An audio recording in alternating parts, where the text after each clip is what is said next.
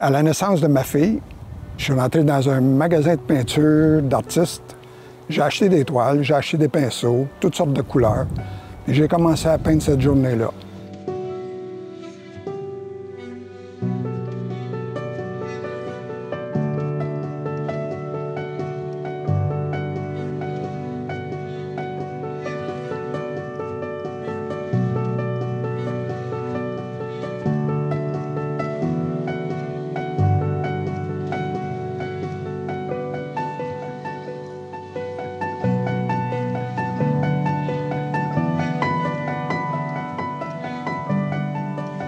J'ai toujours été dans la forêt jusqu'à l'âge de 16-17 ans. À partir de l'âge de 10 ans, j'allais aider mon oncle sur la ferme à Buckingham. Et puis, le bois m'attirait beaucoup. Ça fait que quand j'avais fait mon ouvrage le matin, je m'égarais dans la forêt, puis je me faisais des sentiers, puis je passais mon temps là.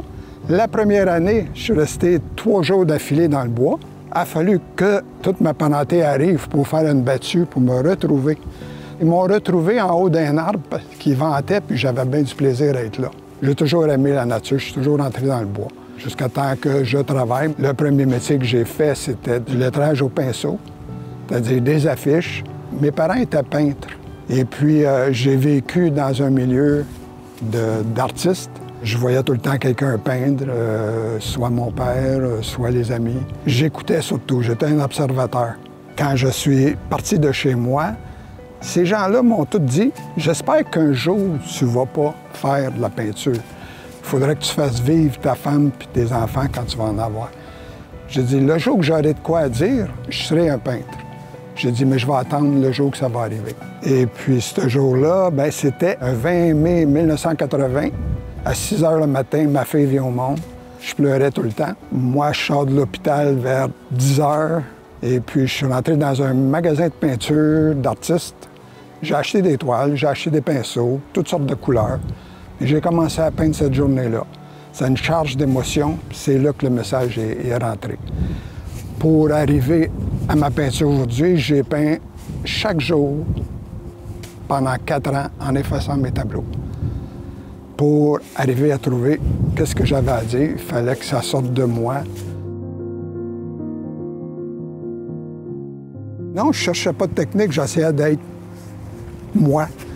Je travaillais le jour, j'arrivais le soir. Après le souper, j'avais ma fille qui était assise à côté de moi, je veillais sur elle, puis je peignais en même temps. Après, bien, il a commencé à y avoir un tableau qui était bon. Je l'ai mis de côté, un autre. Là, je commence à aimer ce que je fais. Trouver ce qui parle en moi pour arriver à le mettre sur la toile. Puis ça commençait à s'accumuler.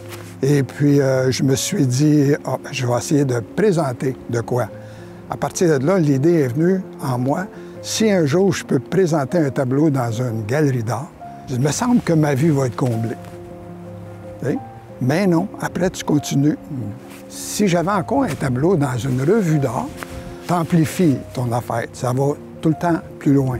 Et puis, aujourd'hui, je peux dire que j'ai encore des idées devant moi. Mais je laisse tout venir aujourd'hui. Ça fait que ça, c'est encore plus plaisant aujourd'hui. De laisser venir les choses à moi, d'être indépendant par rapport à tout ce qui m'entoure. Ça a été assez vite. J'ai fait une exposition à un festival international des arts à Montréal, à la place Bonaventure. J'ai mis 15 tableaux. C'est la première fois que je présentais des tableaux. Ça a été long. Un jeudi, un vendredi, un samedi, personne ne me parlait. J'étais propre, bien distingué. Je disais bonjour au monde. Puis le dimanche, j'avais tout vendu mes tableaux. C'est là que j'ai reçu des demandes de galeries. Ils m'ont appelé un mois après, ils m'ont dit « En as-tu d'autres? » Et puis à partir de là, bien là, ça a été sans arrêt. J'avais déjà un métier qui était lettreur d'affiches. J'utilisais un pinceau et je travaillais avec 3 doigts pour pouvoir manœuvrer dans les lettres. Le soir, avec le même pinceau, j'utilisais la même doigté que pour faire mon lettrage. Et puis ça m'a donné une touche particulière que j'ai toujours gardée, qui a toujours été développée.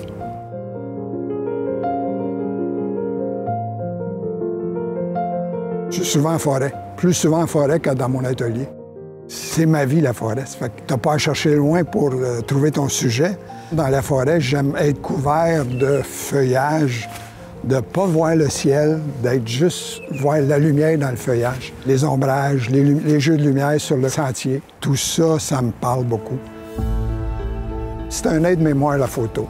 Des fois, je vais prendre 3-4 photos et puis ça peut me parler d'une manière ou d'une autre. Je vais composer avec ça. Mais la photo ne va pas faire le tableau, la photo. C'est ma palette puis c'est mon pinceau qui décide de tout.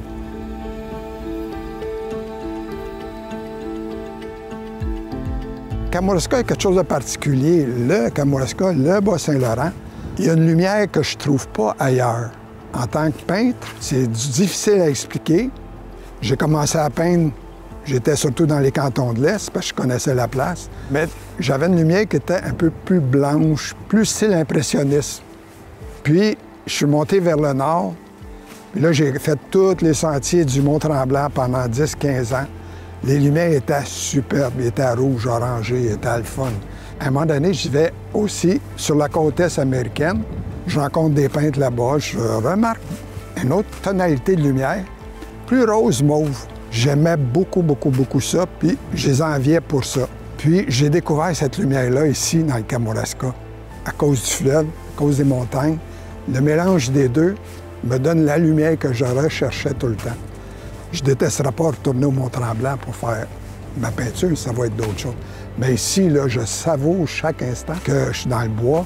Je suis là le matin de bonne heure. Là, tu vois la lumière, le haut des cimes qui descend tranquillement. Mais quand elle touche le chemin, puis que là, il y a des raies dans le chemin, c'est là que j'ai la colonne qui s'en va un petit peu tout croche. La forêt, je sais à quelle heure il faut que je sois là. Je sais à quelle heure qu'il faut que je sorte. Je reviens l'après-midi parce que tout est à l'envers, parce que la lumière a changé de bord.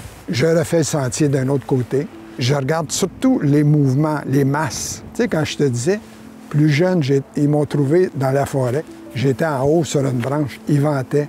Regarde tous mes tableaux, ils bougent tout le temps, ils vantent. C'est à partir de là que j'ai aimé ça, le sentier, le vent sur moi, le feuillage qui m'emmène, les branches, tout. J'ai autant de plaisir à être en forêt que d'être dans mon atelier.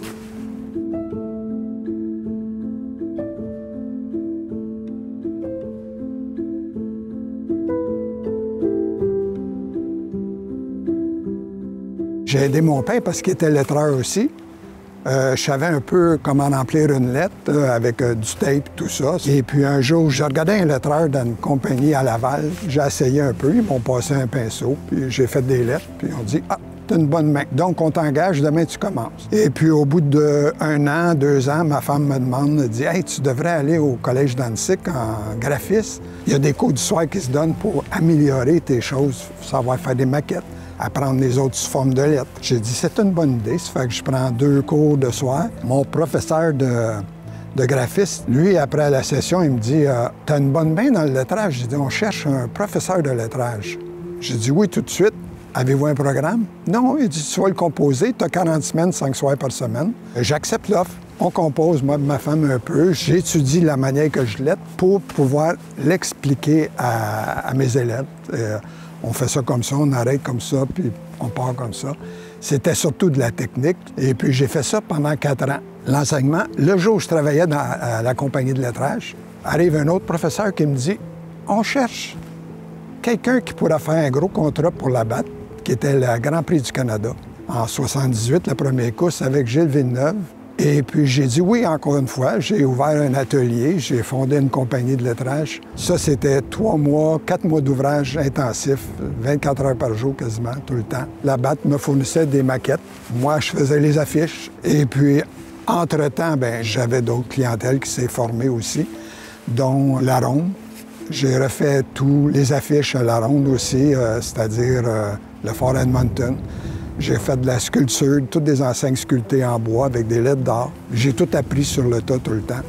Et puis des bannières qui traversent les pistes, des menus pour les restaurants. Il y avait un cirque aussi, des grandes affiches sur les panneaux. Ça, c'était mon côté lettrage. J'ai fait ça pendant 10 ans avec le Grand Prix du Canada, puis j'ai arrêté. Mais la peinture avait commencé là, entre-temps. Puis là, je sentais que ma peinture, j'étais déjà rentré dans la galerie. Puis j'ai dit, oh, OK, là, il faut que je fasse un choix. Ça tombe bien parce que tout se faisait au pinceau. Puis, à un moment donné, il est arrivé des lettres de vinyle des machines qui font des lettres, qui découpent les lettres. Tout le monde commençait à coller leurs lettres sur le camion, sur leurs affiches.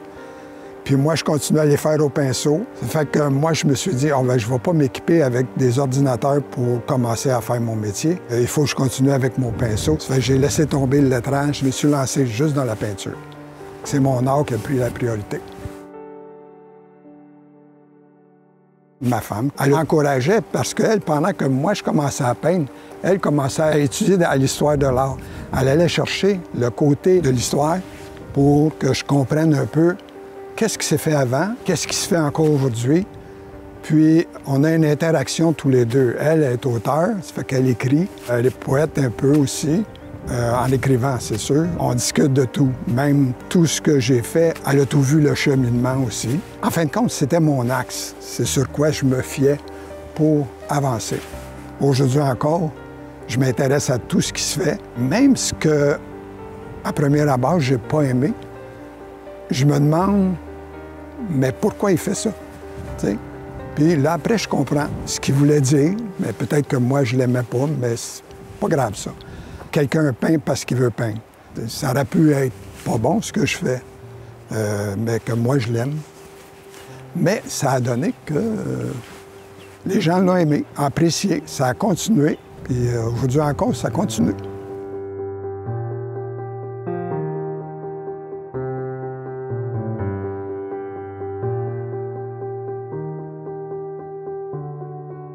J'ai travaillé beaucoup avec des galeries à travers le Canada, pour les États-Unis.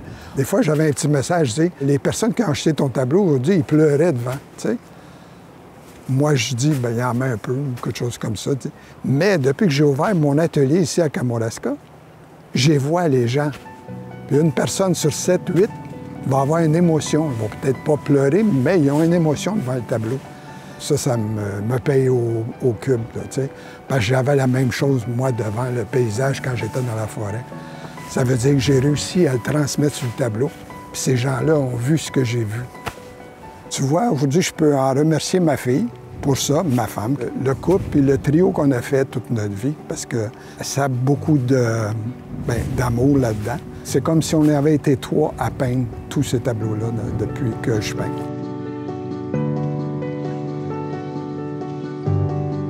Je suis content de ce que j'ai fait parce que, il me semble que j'ai vécu en liberté toute ma vie.